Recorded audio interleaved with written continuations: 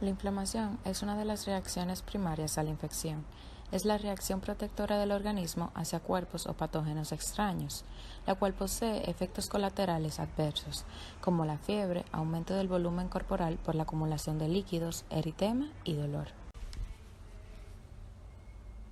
Las principales moléculas de intervención en la inflamación son tres: la selectina, integrina y proteínas de la superfamilia de inmunoglobinas. La inflamación también puede ser activada de forma inadecuada. Por ejemplo, puede haber daño en los tejidos del corazón durante un infarto al miocardio o en el cerebro en un accidente cardiovascular, debido a que el flujo sanguíneo a estos órganos es bloqueado. Cuando se puede volver a restaurar el flujo sanguíneo a los órganos, los leucocitos circulantes pueden atacar al tejido dañado o afectado, lo que produce un trastorno conocido como daño por reperfusión. El proceso en cadena que ocurre durante la inflamación consiste en 5 pasos. Primero, surge la activación endotelial.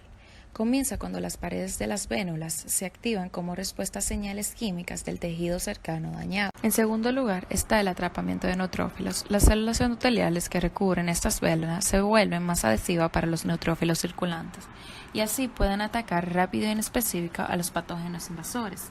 Este cambio en la adhesión lo media una presentación transitoria de selectina en la superficie de las células endoteliales activadas en el área dañada. En tercer lugar está la activación del neutrófilo. Cuando los neutrófilos interactúan con el endotelio inflamado de la vénula, se producen interacciones entre moléculas en la superficie. La molécula expresada es PAF.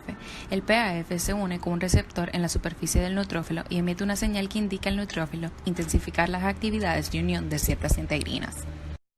En el cuarto paso está la adhesión de neutrófilos, en donde las integrinas activadoras se unen con gran afinidad a las proteínas de la superfamilia de inmunoglobina, IGSF, en la superficie de las células endoteliales. Hace que los neutrófilos detengan su rodamiento y se adhieran con firmeza a la pared de los vasos. Y por último está la invasión de neutrófilos. Los neutrófilos unidos cambian de forma y pasan entre las células endoteliales adyacentes para entrar al tejido dañado u afectado. Cabe destacar que esta cascada de fenómenos, que incluye diversas moléculas de adhesión celular, asegura que la unión de las células sanguíneas a las paredes de los vasos sanguíneos y la inclusión posteriormente ocurra solo en sitios en los que se necesita la invasión de leucocitos.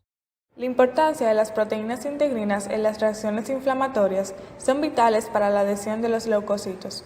La falta de las proteínas integrinas provoca una deficiencia de adhesión leucocitaria, la cual trae como consecuencias repetidas infecciones bacterianas que pueden llegar a poner en riesgo la vida. El cáncer es una enfermedad en la cual las células escapan de los mecanismos normales de control de crecimiento del cuerpo y se desarrollan sin regulación. Si las células cancerígenas permanecen en una sola masa, como en el caso del cáncer cutáneo y el tiroideo, son más fáciles de extirpar quirúrgicamente. Sin embargo, la mayor parte de las tumoraciones malignas generan células capaces de salir del tumor primario y entrar en la corriente sanguínea o conductos linfáticos, lo que inicia el crecimiento de tumores secundarios en otras partes del cuerpo. La expansión de un tumor dentro del cuerpo se conoce como metastasis. Las células metastásicas poseen propiedades especiales en la superficie celular que otras células no poseen. Entre estas son menos adherentes para que así puedan liberarse de la masa tumoral, deben ser capaces de penetrar muchas barreras y deben ser capaces de invadir tejidos normales para formar colonias secundarias. No se tiene muy bien la certeza de cómo las células cancerosas logran penetrar la matriz extracelular, pero se presume que tal vez sea por la enzima MMP que corta y degrada proteínas y protoglucanos, que básicamente dejan de ser un filtro o un stop para todo tipo de organismos. Esta enzima suele beneficiar a las células cancerógenas, pues es un estimulante para su desarrollo y crecimiento exagerado, produciendo así la metástasis. Uno de los pasos más importantes para la metástasis es cuando la célula maligna sale de la masa tumoral primaria y se mueve a otro tejido adyacente cercano.